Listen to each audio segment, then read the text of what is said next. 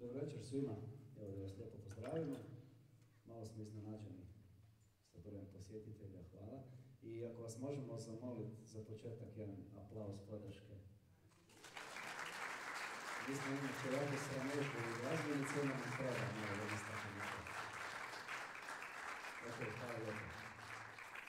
Znači, izdali smo album Free Fall, imamo ga tu kod sebe, kojeg ćemo večeras promovirati. I za početak da ne pričam puno, prva skladba zove se Joy. Hvala lijepo što ste